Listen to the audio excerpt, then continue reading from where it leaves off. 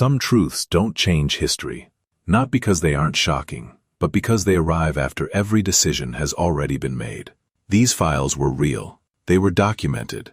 They were stamped, archived, and eventually released. But when they finally surfaced, the wars were over. The victims were gone. The systems were already locked in place. Nothing could be stopped. Nothing could be undone. Tonight, this isn't a story about secrets being hidden. It's about what happens when the truth comes out too late to matter. For years, the official story was simple. The FBI observed. It monitored. It protected national security. That was the version written into textbooks, press briefings, and public memory. But buried inside filing cabinets marked counterintelligence program was a different story. One that wouldn't be fully visible until long after the damage was already done. COINTELPRO wasn't designed to gather information. It was designed to interfere. Beginning in the 1950s, the FBI quietly launched a domestic operation aimed not at foreign enemies, but at American citizens. Civil rights leaders, anti-war organizers, student groups, black liberation movements. Anyone considered capable of disrupting the existing order. The goal wasn't arrest, it wasn't prosecution, it was neutralization. Agents forged letters to create paranoia between allies. They planted false rumors of infidelity, betrayal, and financial crimes. They pushed factions to fracture from within, turning movements inward, against themselves. None of this was theoretical. It was documented, carefully, methodically. Internal memos outlined strategies to prevent the rise of a messiah figure. Reports tracked psychological pressure, social isolation, reputational destruction. And it worked. Organizations splintered. Trust collapsed. Momentum died quietly, without a single public explanation. Yet for decades, the public knew almost nothing. When fragments of COINTELPRO first surfaced in the early 1970s, they came not from official transparency, but from a break-in. A small group of activists stole classified files from an FBI office and mailed them to journalists. Even then, what reached the public was incomplete, partial, dismissed by some as exaggeration. The full scope wouldn't be acknowledged until years later, after congressional hearings forced the release of internal documents. By then, the movements COINTELPRO targeted were already shadows of what they had been. Key leaders were dead, discredited, or permanently isolated. Communities that once mobilized millions were fractured by suspicion they never fully understood. The files confirmed what many had suspected, but could never prove. The government hadn't simply observed dissent. It had actively engineered its collapse. And yet, when the truth finally became undeniable, there was no reversal. No movement to restore what had been dismantled. No meaningful accountability for those who designed the operation. The architects of COINTELPRO retired quietly, their careers intact. Their decisions sealed inside historical reports few would ever read. The files mattered, but only as records. They arrived after the damage was complete. After the trust was gone, after the outcomes were irreversible. COINTELPRO didn't end because the public rejected it. It ended because it had already achieved its purpose. And when the truth finally surfaced, there was nothing left for it to change. For most Americans, the Vietnam War unfolded as a tragedy without a clear author. Mistakes were made. Intelligence failed. Events simply escalated. That was the public version. Behind closed doors, the reality was far less ambiguous. By the mid-1960s, internal government analyses had already reached a devastating conclusion. The war was unlikely to be won. Not politically, not militarily, not morally. Senior officials understood that victory, as publicly defined, was no longer realistic. And yet, the war expanded. Troop numbers increased. Bombing campaigns intensified. Public assurances grew more confident, even as private doubts hardened into certainty. All of this was recorded. The Pentagon Papers were not opinions or leaked rumors. They were a classified, multi-volume study commissioned by the Department of Defense itself. Thousands of pages tracing decades of decisions, contradictions, and deliberate misrepresentations. The documents showed that multiple administrations had privately acknowledged the same truth. The war could not be justified by its outcomes, only prolonged by inertia and fear of political fallout. When parts of the Pentagon Papers were leaked in 1971, The reaction was explosive. Newspapers published excerpts. The government tried to stop them. The Supreme Court intervened. It felt like a turning point. But it wasn't. What most people never saw was how incomplete that release truly was. The full context, the deeper admissions, the internal forecasts, the quiet acceptance of failure, remained buried for years. Key sections were withheld. Others were too technical, too fragmented to land with full weight. By the time the broader record became available, the war was already winding down. American troops were coming home. Protests had peaked and faded. The political damage had already been absorbed. The files confirmed what critics had argued for years, but confirmation, arriving late, carried no leverage. No policy could be reversed. No escalation could be stopped. No lives could be pulled back from decisions already executed. The Pentagon Papers didn't end the war. They explained it, after the fact. They revealed that the conflict continued not because leaders believed in it, but because admitting failure felt more dangerous than prolonging it. And once that admission finally reached the public in full, it no longer threatened power. It merely documented it. There were no mass resignations, no sweeping accountability, no moment where the machinery paused and said, "We should have stopped." History absorbed the truth quietly. The war became a lesson. The files became evidence. And the people most affected were already beyond reach. The Pentagon Papers mattered, but only as a record of something that had already happened. They arrived after the final decisions were locked in, after the costs were paid, after the outcome could no longer change. The truth wasn't suppressed forever. It was simply released at a moment when it could no longer save anyone. For 40 years, the men of Macon County believed they were being treated. Doctors visited their homes. Nurses recorded their symptoms. The government, they were told, was finally paying attention. What they didn't know was that the treatment never existed. Beginning in 1932, the U.S. Public Health Service launched what it called a medical study on untreated syphilis in the Negro male. 600 black men were enrolled. Most were poor. Many were illiterate.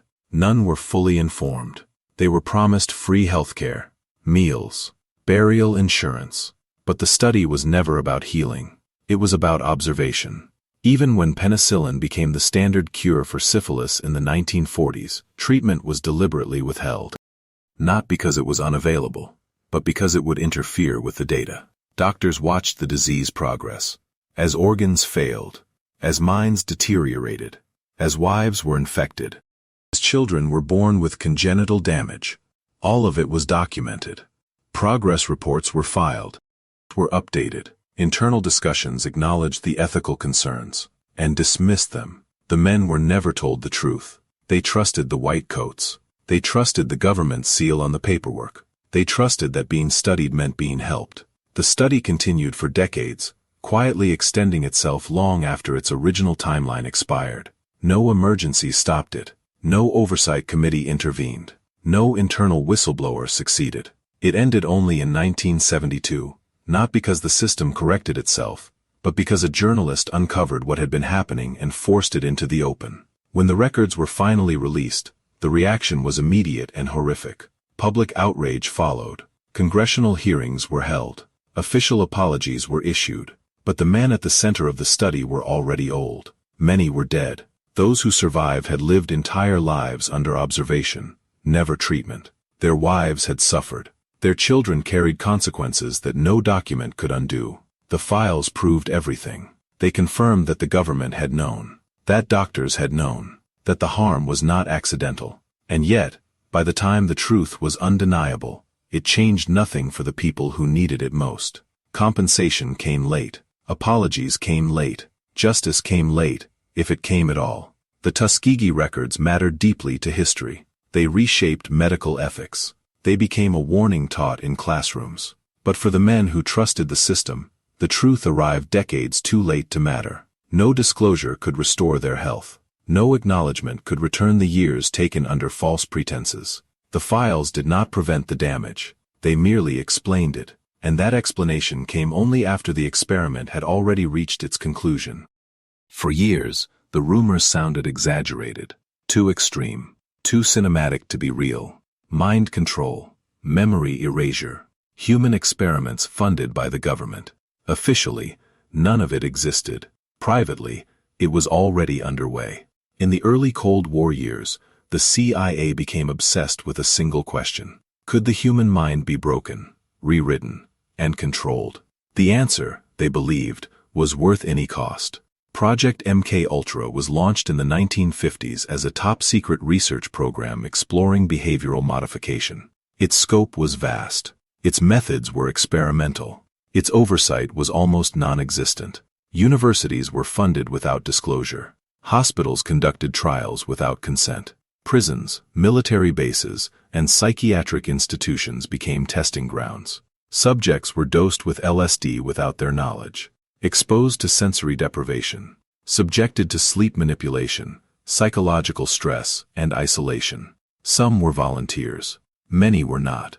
Internal documents showed researchers searching for ways to fragment identity, to erase memory, induce dependency, and rebuild behavior from the inside out. But what made MKUltra different wasn't just the experimentation.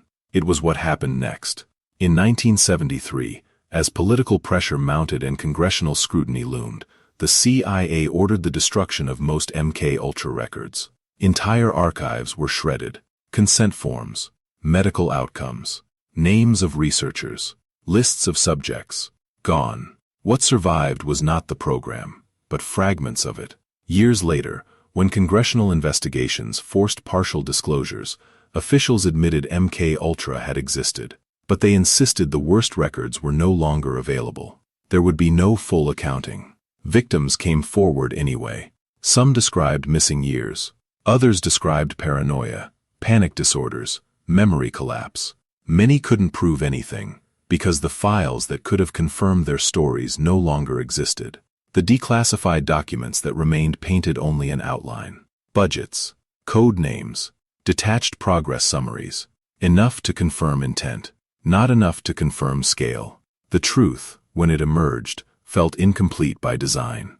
The public learned that the government had experimented on its own citizens, but not how many. That consent had been ignored, but not in which cases. That lives had been damaged, but not whose. By the time MKUltra became a matter of public record, most of the people responsible were retired. Some were dead. Others testified behind carefully limited statements, shielded by missing documentation. No trials followed. No comprehensive compensation program emerged. The absence of records became the final defense. MKUltra didn't disappear because it was exposed. It disappeared because it was dismantled quietly and documented poorly on purpose. The files that survived were enough to prove it happened, but not enough to restore what was lost. And for those who believed their minds had been altered, fragmented, or damaged beyond repair, the truth arrived in pieces, decades too late to offer clarity, let alone justice. MKUltra was never fully denied. It was simply revealed without evidence strong enough to matter. The shredder did its job. On the morning of January 28, 1986, the Space Shuttle Challenger lifted off as planned. 73 seconds later, it was gone. The explosion was broadcast live. Millions watched it happen in real time. The shock was immediate, and so was the question. How could this happen? At first, the explanation leaned toward complexity. A rare failure. An unpredictable chain of events. The cost of pushing the edge of science. But inside NASA's own records, the failure had a name, and it had been discussed, repeatedly. The problem was the O-ring, a small rubber seal designed to prevent hot gases from escaping the shuttle's solid rocket boosters. Engineers had noticed something troubling long before the launch. The O-rings became dangerously brittle in cold temperatures. This wasn't speculation, it was observed, measured, documented. In the months leading up to Challenger's final flight, internal memos warned that low temperatures could prevent the O-rings from sealing properly. Test data showed erosion. Near failures were logged. Engineers expressed increasing concern. On the night before the launch, with Florida temperatures expected to drop below freezing, a critical conference call took place between NASA and its contractor. Engineers argued the launch should be delayed. They explained the risk clearly. They showed charts. They asked for caution. The response was not technical. It was managerial. Schedules were tight. Public attention was high. A teacher was aboard the shuttle, meant to symbolize accessibility and progress. The recommendation was reversed. The launch proceeded. After the explosion, investigations began immediately. The Rogers Commission was formed. The public waited for answers. What they eventually received was devastating. The engineering memos were real. The warnings were real. The risks were known. The disaster wasn't caused by ignorance. It was caused by overruling knowledge. When these internal documents became public, they reframed the tragedy completely. Challenger had not failed unpredictably. It had failed precisely as engineers feared it would. But by the time the files were released, the 7 astronauts were already dead. No memo could change that. No chart could rewind the countdown. No acknowledgement could alter the decision already made. The documents did lead to reforms.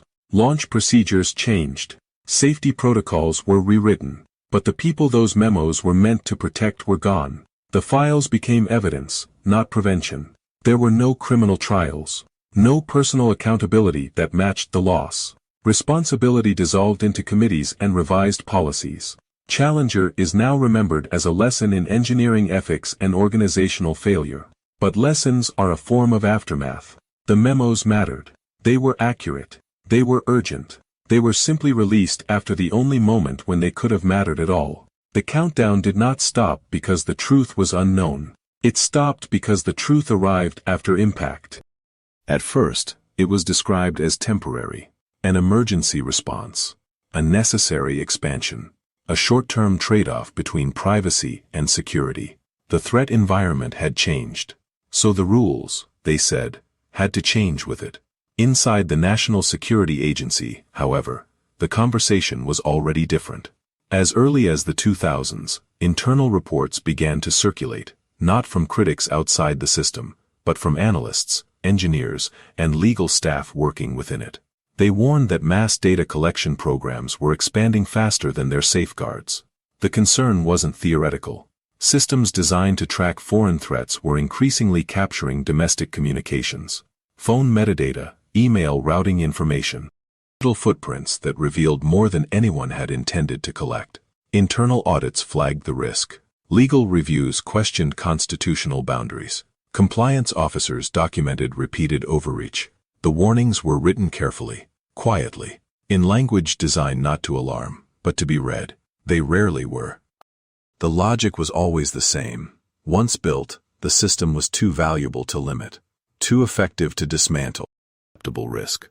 So it stayed. What began as targeted surveillance gradually became infrastructure. Data flowed in automatically. Retention periods expanded. Within the agency, some understood exactly where this was heading. That once the public learned the scale of monitoring, trust would collapse. Oversight mechanisms were insufficient. That normalization was happening faster than debate. Those concerns were logged. They did not stop the programs. When the existence of mass surveillance finally reached the public years later, the reaction was global. Allies expressed outrage. Citizens questioned their own governments. Courts scrambled to interpret laws written for a different era. And suddenly, the internal warnings looked prophetic. But the files came out too late. The systems were already embedded, the budgets already approved, the data pipelines already normalized. The public learned that surveillance had expanded, but not at a moment when it could still be prevented. Instead of asking whether it should exist, the conversation shifted to how it might be regulated. That distinction mattered, because regulation assumes permanence. No serious proposal dismantled the infrastructure entirely. No reset returned the digital world to what it had been before the collection began. The disclosures changed language. They sparked hearings. They generated reforms at the margins. But the core remained. The internal NSA warnings did exactly what they were supposed to do. They documented risk. They predicted consequences. They preserved a paper trail. What they did not do was stop the system. By the time the truth became public, surveillance was no longer a policy choice. It was a fact of life. The files mattered to history. They mattered to court cases. They mattered to future debates. They simply arrived after the point where the question had shifted from, should this exist, to, how do we live with it? And once a system reaches that stage, truth no longer has the power to undo it. It can only explain how it became permanent. For decades, the public debate followed a familiar script. Smoking was a personal choice. The science was unclear. More research was needed. That uncertainty was repeated often enough to feel true. But inside the tobacco industry, the question had already been settled. As early as the 1950s, internal research departments began producing studies that reached a clear conclusion. Nicotine was addictive, and cigarette smoke caused cancer. The language in these documents was precise, clinical, unemotional. Executives reviewed the findings. Scientists summarized the risks. Marketing teams adjusted strategies accordingly, not to reduce harm, but to manage perception. Internal memos discussed how nicotine delivery could be optimized to reinforce dependence. Research explored how flavoring, filter design, and chemical balance affected inhalation and absorption. The product wasn't just selling tobacco, it was selling addiction. At the same time, public-facing campaigns insisted the evidence was inconclusive. Industry representatives questioned methodology. They funded alternative studies designed to delay consensus. Doubt became a strategy. Behind closed doors, executives acknowledged the truth. In public, they denied it under oath. The files recorded this contradiction in real time. Meeting notes outlined concerns about youth uptake, not as a moral issue, but as a market opportunity. Younger users, they noted, represented long-term customers. Health consequences were treated as a future liability problem, not a present emergency. All of this was written down. Yet none of it reached the public when it could have changed behavior on a mass scale. When lawsuits in the 1990s finally forced the release of millions of internal tobacco documents, the reaction was explosive. The industry had known. It had documented the harm. It had chosen profit anyway. But by then, the damage was already counted in generations. Millions had died. Millions more were addicted. Entire families had been shaped by habits formed decades earlier under false assurances. The disclosures led to settlements. Warning labels grew stronger. Advertising was restricted. But these were corrections, not reversals. The people exposed in the 1950s, 60s, and 70s could not be warned retroactively. Those who had trusted the messaging had already paid the cost. The files mattered in courtrooms. They mattered in policy debates. They mattered in history books. They did not matter to the people whose lungs had already failed. The most chilling detail wasn't that the industry lied. It was that it told the truth, to itself, the entire time. The internal studies were clear. The conclusions were firm. The risks were accepted. And when those documents finally became public, they didn't reveal a scandal in progress. They revealed one that had already finished its work. The truth didn't stop the harm. It arrived after the harm had become irreversible. For years, the public explanation sounded measured and restrained. Isolated incidents, misunderstandings, a few bad individuals who did not represent the institution. That framing held, not because it was true, but because the records that contradicted it were never meant to be seen together. Inside diocesan archives, a different pattern was quietly taking shape. When abuse allegations surfaced, they were rarely treated as crimes. They were treated as administrative problems, matters to be handled internally, risks to be managed. Priests accused of misconduct were removed from their posts, not to face investigation, but to be reassigned, transferred to another parish, another city, another state. The paperwork was careful. Personnel files noted concerns. Letters recommended time away. Bishops discussed the need to avoid scandal. The same names appeared again and again, each time attached to a new location, a fresh start, and a community unaware of what had come before. This was not improvisation. It was a system. Internal correspondence showed church leaders weighing reputational damage against legal exposure. In many cases, the priority was clear: prevent public knowledge, preserve authority, and move the risk elsewhere. Law enforcement was often not notified. Families were discouraged from speaking publicly. Settlements were negotiated quietly. And the records grew. Decades later, when court cases and investigative reporting finally forced dioceses to release internal files, the scale became impossible to deny. Thousands of pages revealed a pattern of deliberate concealment. Abuse had not been ignored accidentally. It had been documented and managed. The files showed that senior officials knew repeat offenders existed. They knew transfers did not eliminate harm. They knew new victims were likely. And yet, the transfers continued. When the documents became public, outrage followed quickly. Names were released. Dioceses issued apologies. Some leaders resigned. But the files arrived after years, sometimes decades, of silence. Many victims were already adults by the time the truth was acknowledged. Others had carried trauma into entire lifetimes without knowing that their suffering was part of a documented pattern. Some perpetrators were dead. Others were elderly. Many could no longer be prosecuted.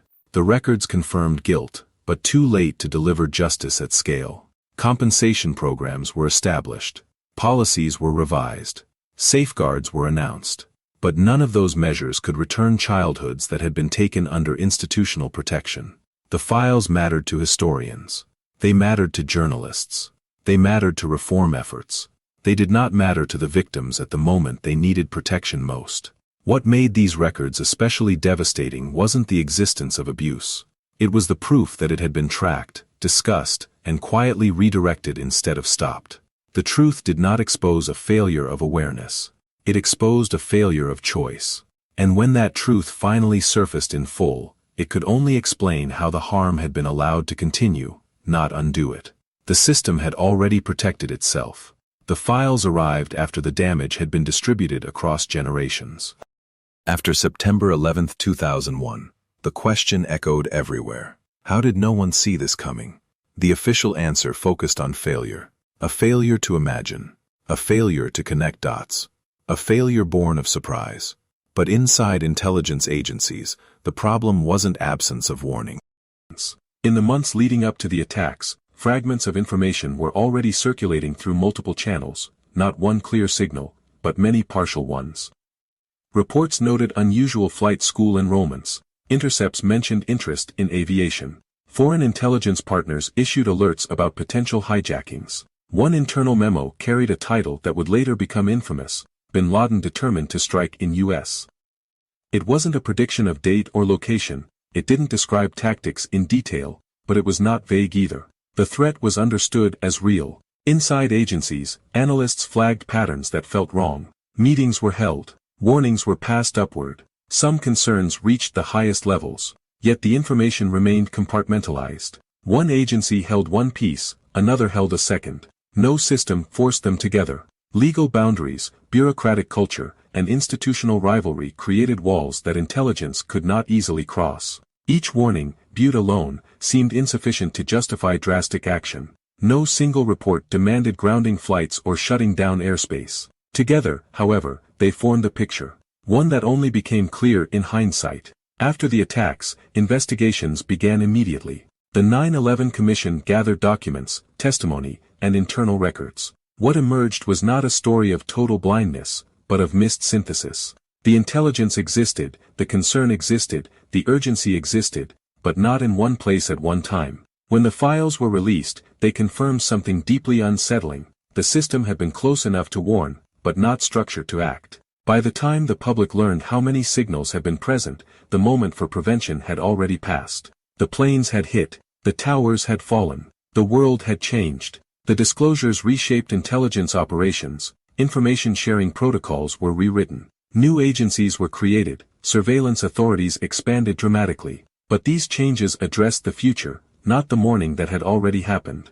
Families searching for accountability found confirmation, not relief. The files showed that warnings had existed, but none that could be tied cleanly to a single decision-maker. Responsibility dissolved into structure. The truth mattered, but it arrived after the only question that mattered had already been answered by events. Could it have been stopped? The files could not say for certain. They could only show that the information was there, scattered, incomplete, and tragically unassembled. The warnings were real. They were documented. They were logged. They were simply released at a time when knowing them changed nothing about that day. What remained was a new world shaped by aftermath. Wars launched, laws rewritten, freedoms traded for security. The truth did not prevent the catastrophe, it only explained how close the system came, and how far it still was from stopping it.